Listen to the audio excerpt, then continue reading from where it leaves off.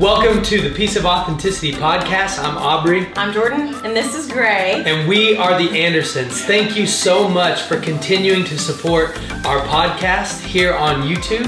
And we're just so thankful that you're on here and you're joining in on the conversation with us. We really hope and pray that this encourages you and inspires you to draw closer to our Lord and that you have an awesome time chatting with us. Hey everybody, welcome. What's going on? What happened? What's going on? Hey everybody, welcome to season 2 of Piece of Authenticity. What's going on? I'm really excited. So yeah, I'm like, it's going to be good. It's going to be good. So today we have a special treat for you guys.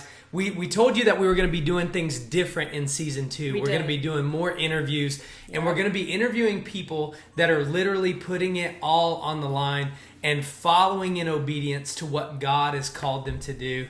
And today we have Thad and Hannah here today. And couple named Thana. Yes. We have decided that. Hey, that's what everyone has called us since Really? before we ever were married. Really? We've been Thana ever since. Because you've accidentally said that. I've said You've it, been like but Had I and get Thana. confused You're a like, lot. whoa. Yeah, so I'll be like Had and Thana. Yeah. I'm like, wait, that doesn't make any sense. No, But- we're Thana. That's what we tell people. We're like Thad and Hannah, aka Thana. There it is. Yeah. That's it. So we have Thana here with us. Absolutely. So we're excited because we're going to talk in this episode right now in season 1, episode 1. Season 2, episode 1. Oh yeah, season 2, episode 1. Sorry, bloopers. But anyway, they're here today and they're going to be sharing their story. They're literally in RV world. They're literally serving the Lord, willing to go wherever He's called them to go. And I don't want to tell their story, so I'm going to turn it over to you guys to take off. Yes. How did we get here? So, How did we what? get here? What point should we where should we go all the way back to? When we really felt like we were supposed to go, sell everything, because we've felt like that 3 different times since we've been together. So we've been together 4 years. 4 years, yeah.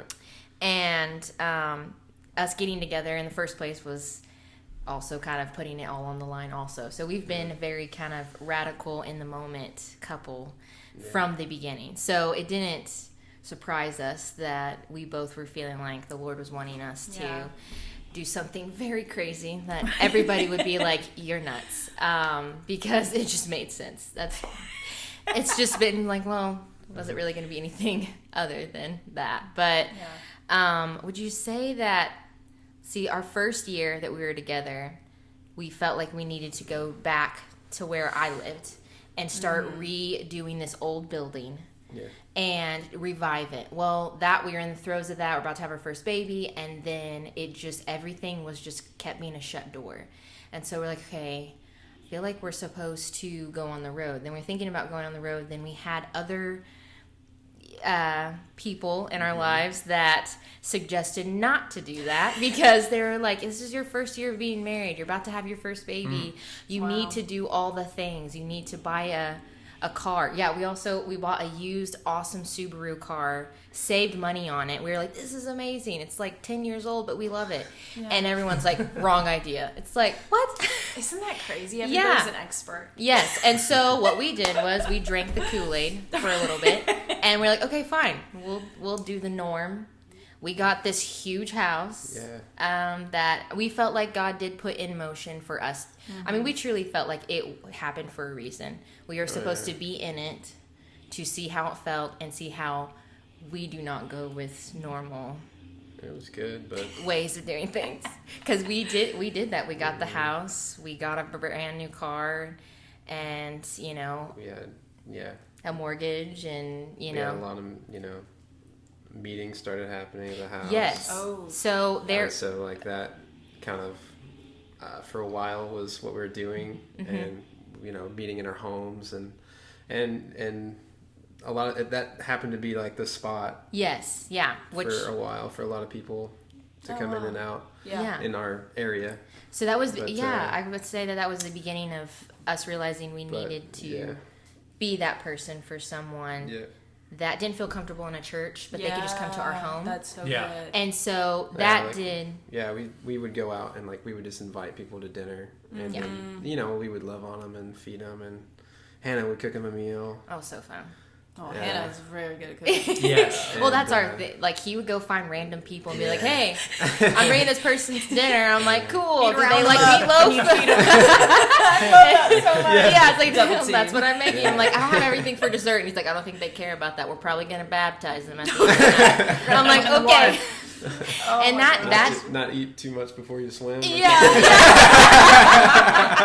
Now be careful now. We got to wait 30 minutes before you Yeah. baptize. So, That's the mama in her right Yeah. there. yeah, I know. I was like, we'll probably wait for that until afterwards. Yeah. And Oh my but that God put us in that Yeah. place Yeah. to be stationed where people from the outside, and we also got persecuted a lot because we were told that since we weren't under any kind of Yeah. church or anything, we were doing something wrong, even Yeah. though that whole year that we were there, and God's just like placed us in places on purpose, you Yeah. know, where to show us that, okay, this is what I'm doing with you guys. Like, I'm placing you here because this is what's happening. Because it helped us grow. Like, we, in our marriage, we had to grow in an area that we didn't even realize we needed to grow in because with our babies and everything, we went through a period of having to make a decision with the birth of our daughter.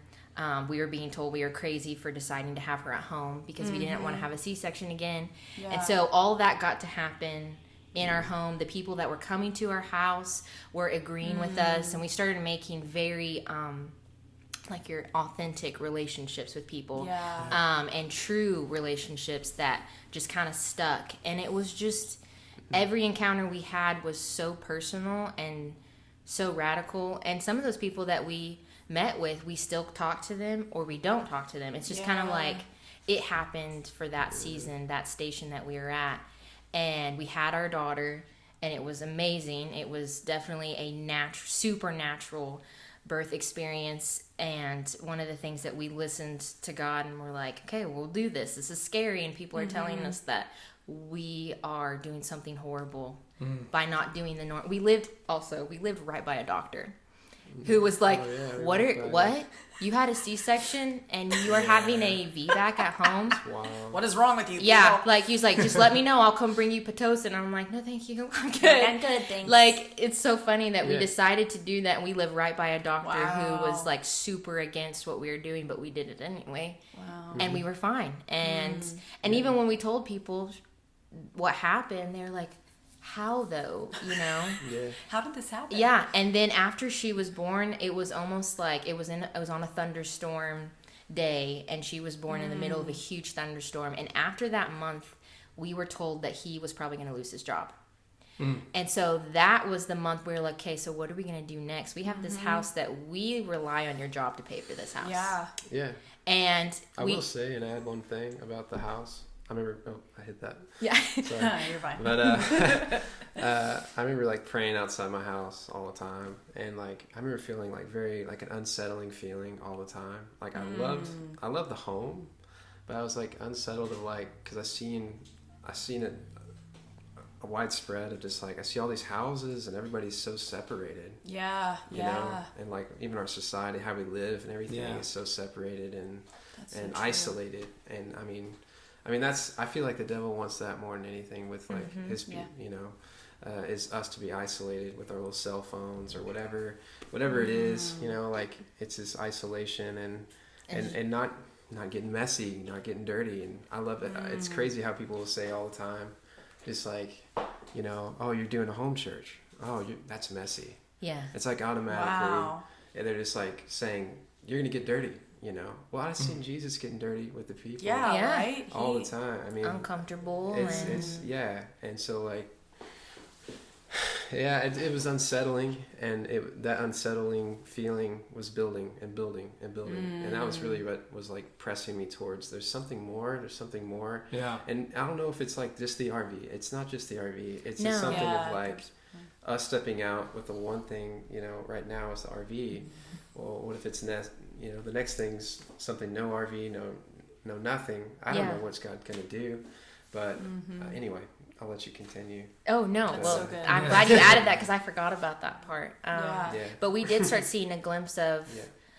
what God was taking us through, and we started kind of being okay with the idea of taking our kids on the road, because then the people that were coming to our house, they were going and doing that. Yeah. They were just getting up and selling everything and going. And it just intrigued us, because we were like, we can be doing what we're doing here. Yeah. You know, we can do what we're doing. And after she was born and we started having, I would say after Mary was born was when the floodgates opened, really, because of our faith kind of being tweaked, or actually I would say set on fire. Right? Yeah. No, tweaked to, blazing fire. Yes. It's like, because when he was told the month after she was born, you're probably not going to have a job, they're probably going to cancel the contracts. Then that's when we were like, okay, we could. And Thad's like, I want to be doing this. I want to be doing this wherever we are. I don't need this home. Like, I don't need this security. Yeah. And we were both like in agreement of like, we're okay with this. I was like, I'm okay with that. We had 12 people get baptized of random different encounters. We had a homeless guy. We had a store owner that I was supposed to help her with her website. She comes over. Wow. She had lost her baby a year before in her pool. And we baptized her in our stock tank in our bathroom at midnight. I still have never made her website, by the way. But we are best friends to this day. So she doesn't mind. Yeah, no. Yeah, she didn't mind at all that the website didn't get done. She got baptized, and she's good. Yeah, and because she was like one of those genuine good people. She was just a good person, but didn't ever, and she even told us this. She's like, I haven't really had a relationship with God. I was just taught to be a good person. But I haven't ever had that relationship with Jesus being my savior. And I know that Harley, her little baby, is in heaven, but I want to know that I'm going to get there to go see him. Yeah. And that was just, that was beautiful for us. And I was like, because also with both of us doing that each individually, he baptized me again too. Just being a husband and wife and growing in those areas where individually that we didn't even realize that with our relationship with Christ, the more that I grew in my relationship with listening to the Lord, and he grew in his relationship with listening to the Lord, we just got closer and started hearing the same things. Yeah. You know what I'm saying? So and so when he was told this job's probably not going to happen, you're probably the contract's going to be over. Yeah. I was like, I'm okay with what happens. And it's like, since both of us were okay with the unknown, it was like, that was God's first step of like, okay, thank you. I got you. And then the job was, we didn't have anything ready to move or to go get an RV. We had nothing set up, but we were like, hey, it's okay. We don't know anything about it. It's gonna be fine. We have a 6-week-old. It's okay. It's fine. And then 2 months, we didn't know anything. He didn't tell us anything. And then 2 months later, he was like, so they're gonna keep the contract going. And we're like, okay. But then at the same time, we were just like a little bit bummed. Like, oh gosh, we're going to stay here. I guess we got to stay now. Yeah. Oh, dang it. But then what was amazing, God's so good, because I just feel like everything happened for a reason, because then we had a huge plumbing issue happen. So if we would have tried to sell our house, that wouldn't have happened, because we had, it was a huge issue. And God ended up working it out, because insurance paid for all of it, and the whole entire first floor got brand new flooring. It bumped up the quality of the house by $10,000. Wow. And we didn't even know we were even setting ourselves up for selling the house, because what happened exactly 6 months later, he gets a phone call, and we both felt like, I was like, we were supposed to go to Texas. We just kept feeling like God was calling us to Texas. We were supposed to go to Texas. We went to a vacation with his parents while our house was getting fixed. While our floor was it was bad. We won't talk about it, because it was just disgusting. It was horrible. It was a plumbing issue you can just imagine. But anyway, that was getting fixed. So we went on vacation with his parents, and we both felt just this huge, overwhelming feeling of we're supposed to make a step towards Texas. We don't know what that looks like. January 7th, I remember distinctively. January 7th, he gets a phone call and says, hey, you don't have a job anymore. Okay. Like, it's we're coming to, because it's an oil field job. It's like, your contract apparently ran out and they didn't tell us. Wow. And so we're coming down in 2 days to get your truck and everything. Like, no job. And we're like, okay. I remember Thad calls me and he was like, dude, I'm excited. Let's go. And I'm like, okay, me too. But the amazing thing about that, we just had that insurance thing happen. Yes. And they covered way more than what they're supposed to. And the extra depreciation that happened left us with an extra cushion of money. It was more than that he actually ever got paid. Yeah. That we were like, why did we get this extra money? Oh, you don't have a job. We didn't even know we didn't have a job, you know? And so we're like, okay, not that the money was the issue, but it was just kind of like God just placed that security of like, you know, you don't have a job. But this happened with the house, and then this is a blessing. Anyway, so we're like, where are we going? And he's like, we're going to Texas. We put the house on the market, and then it got sold within 2 weeks. Yeah. Within 2 weeks. And we thought that was fast. Yeah. And he ended up getting a job from this guy that was a friend of his dad. Anyway, everything got placed. We had a job within a month. We were in a place in Texas, and then we were like, we really feel like we need to get mobile. That was when we were really looking at the tiny houses. We were looking at the RV. But then I got pregnant with Beckham. Yeah. And we were thinking, okay, can we do that with 3 kids? You know? Yeah. And we're also with his parents. We were living with his parents.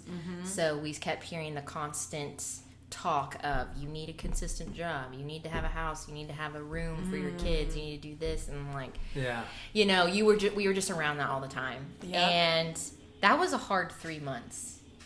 And right when we were about to pull the plug, though, on getting a tiny house after the house sold, like, we're sitting here with the means to go ahead and get the mobile home, go ahead and get the truck. Yeah.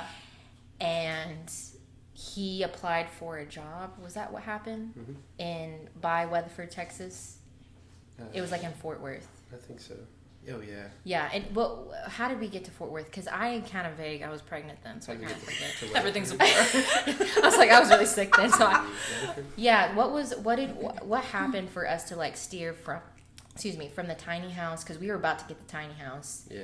And then what happened? What happened for us to get a house and get really, it was kind of just both of us, kind of just, you know, I guess scared, or, you know, we had this baby, it was on the way, right, at the time. And so, like, that new transition period of, like, having a baby in an RV just didn't sound that great. He didn't sound great. Yeah. Now I was like, I'm here for it. But then I was like, I don't know what to expect. Yes, that's so true. Yeah. And then you just felt like we were supposed to go towards Fort Worth, because you started showing me houses in Fort Worth. Yeah, I thought we were supposed to go near to Fort Worth, because it's like a metropolitan area. There's a lot of people, obviously. And, I mean, that's where I wanted to be. I was like, man, I just want to be in the thick of all the people. And, so we ended up like halfway from like this job I was working out in Breckenridge. It was out like way out in the deserty area. I don't know. Yeah, in the promised land. Not so much. It's fun. I mean, the guy I worked for is amazing. Dang it. He was He's an amazing guy. Like, I really love him, man. He's actually like a real spiritual man. And he encouraged us. That's the first time I ever worked for a spiritual man, or like a Christian man. And what did he tell you? And he said, you know, he sat me down. He's like, I love working with you, Thad, but you're not supposed to work here. Wow. You know, you're supposed to work for the Lord, and I don't know what that looks like. Wow. But you're supposed to be out there. Yeah. You know, making disciples, or, you know, whatever it is. And he saw that, and I've never worked for somebody like that.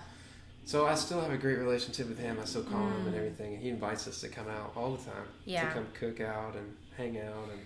And so we were at that place of just like. But I had this other job opportunity that came my way. That was just, I'd always apply for jobs online. And the pandemic was also happening. I forgot about that. They were so the unknown of the oil field going like that. That was what was happening too. He was like, I need to look for something different, because the oil field his dad wasn't working. Wow. And it was a lot down. It was not good. It was a little scary. Yeah. And I wasn't working. I was working with people, but I didn't have time. It was just like I was working so hard And I'd like kind of get in a few things here and there with people. I'm like, yeah, that was good, but there's so much more, you know? Yes. And, and so it was frustrating him so bad. Yeah. You just scratching the surface. Yeah. So like I'd kind of get somewhere with somebody in prayer or something, but it was so loud and everything like that. So I was a little discouraged for a little bit. And then this other job opportunity came, and I was like, oh, maybe I'll take it. And it felt like God, that was kind of a God-ordained situation, because the way he got the job was very interesting. Yeah, I don't think I told you guys that, but it was really cool. I go into the interview, and before I go in, I'm just like, Lord, let him just see you. That's all I say. Yeah. And not me, Yeah. And so I go in there, and there's this lady, and we have like a group interview, like 2 people. Have you ever done that before? No. Yeah, it's really different. So Interesting. So it was like a solar sales position. Wow. And me, a salesman. That's silly. Hey, buy this. Why? Yeah. Yeah. He's like, we'll just go with it. Yeah. I'm not much of that kind of guy. So I go in there, and there's this lady, and she's been in sales like her whole life, and like she's really cool. Like I'm feeling something off of her. I don't know what's going on there, but then like we get into the interview, and she like knows everything to say. She's asking By the book. Oh, wow. Yeah. Like she's getting all the questions and answers, and she like turns to me and she's like, hey, like you should answer that one or something like that. I'm like, oh wow, yeah, thank you. Yeah. Like, here, I'm taking it for all the interview. I was just gonna let you take it away. Yeah. Oh my gosh. I'm cool with that. And she's like, no, you need to say something. And I was like, okay. So he asked me a question. I forgot what it was. Oh man, it's been a while. But I don't know, but you answered it with. Yeah, no, like it was like how something like a situation at work or something like that. It was one of those. No, questions. who are you? What was your identity? Who's your identity? Yeah. Oh snap. Yeah, and that girl couldn't answer it. That's right. She couldn't answer it, and so like I felt like, oh man, she doesn't have an identity. And that made me sad. Man. That made me sad, and man. so like I was like, whoa. So like, and it came to me, and what did I say? It's like You're Jesus, like, I love something. Jesus. Or something like I don't know what it was, but it was like, and she like looked at me and she was like, whoa, what was that? And I was just like, and after that, it's like, for some reason, like he wanted to give like an opportunity. It was a question of like, what would you do at work if something like this happened, and like, how would you handle it? And somehow I just like, it's kind of like a situation like this, and I like turned at her and I was like, it's like a situation like this lady, like she's coming in here too. She wants the job just as bad as I do, and like, so why is it got to be at her expense that I get the spotlight? Yeah. So I'm just gonna let her, and I'm just like going off, and I'm just loving her, Yeah. And she doesn't know what to do with and this. she has like, no idea like what's going, like She was tripping out. she was like, whoa, this is weird. She's like, does this guy? She's probably like, does this guy even want the job? That's exactly right. Yeah. It's like I really didn't feel like I wanted it either. He's like, I don't know why I'm here right now. I don't know what's going on. I feel like I'm here for you. And it ended up that is actually why you were that job. It and was she was not like for all the shut money. off at first. Yeah. Because they ripped him off. Oh my It was gosh. so weird. I mean, it was I for got the people. I got to hang out with the guy that hired me, and I came back. He was an atheist. Yeah. And he comes to me after he hired me, and he said, we were like driving around all the time. He was training me, and I was getting to train him a little bit. Yeah. He was training me, but I was training him. I had other That's ideas. awesome. That's awesome. Yeah. And so he was going like, what was he saying? Oh, he said, he's like, dude, when I first met you, the reason why we hired you, I went back to my boss and I said, this guy reminds me of Jesus. This is an atheist, by the way. Yeah, he's an atheist. Wow. And he's like, we have to hire this guy. And so like, I get a whole week with him in the truck or in the car, and and we just start going through some things and just talking about and just having discussion, meeting in parks and lunch, and it just never ended. And you were actually getting to talk to people like he at just, lunch like, and eventually, everything. like, dude, he was just sitting in the car and he just started just breaking down, just bawling, crying. And I was like, dude, it's time, man. It's time to let it all go, man. It's time to have, it's time to be baptized. It's time to be filled with the Holy Ghost. Wow. You need to come to our Let's house. take off the old and put on the new. And, dude, he never got there. And it really... He didn't come, and then next week, he went back to his friend. Yeah, it was so sad. And he completely reversed and came back to work and basically started mocking Thad. Yeah, there's some mockery and stuff happening, you know. Yeah. And that's okay. I mean, but I was there for that. Yes. Yeah. You know, and for him and for, but it didn't work out. And so like after that didn't work out, I just felt like I was gonna leave. Yeah. You know? That was like what I'm getting from that is there was a seed that was planted. Yes. Yeah. And it seems like he's a man that is peer pressure has been an issue maybe all of his life. Yeah. Yeah. And so he knows, you know, he felt that impact, and I really believe that there's gonna be a harvest in his life from that, you know. Sure. That was way off track, but yeah, go ahead. Well, it was a part of that. It was a part of that because Thad was like, I don't want to do that again where I feel like I can't take the person that is ready and take them right then, right there to be able to baptize them, because then he had another job situation where we were in this limbo stage. We went ahead and just bought a house because I'm about to have a baby, and so he was at this job that was supposed to be this great, awesome job, and then it ends up falling through, but he has those, encounters. Yeah. And then we're like, okay, what do we do next? We can't really just go and do stuff right now. Yeah. And so we tried to go back to the normal thing, still doing the God stuff, but it was like we still had we needed to find a way to pay for like a midwife for the baby coming, and God taught us a lot of things that we really could have done on our own and that we were fine on, but we were second guessing. Like we were second guessing hardcore. Yeah. And because we already went through that whole year before, where we had all of those people coming, God was showing up. He was taking care of us. We were good, but we were really second guessing. And so he went to these different jobs, just the odd jobs that he was at. And then he still did get to minister to people. Like he had that situation where the guy, he was coming home. I was staying at his parents' house. Oh, yeah. And it was another solar job. Yeah, different. Different. And so this is just kind of going into what made us feel like we needed to just be mobile, because he was like, the God thing is there, and if the God thing is there, then what else is there? It's like, why do we need to listen to anyone else? Because I'm going to listen to God more than I'm going to listen to flesh, And so tell him about the time on your way, because this was the point where we're like, okay, we need to do something different. And it was the final straw.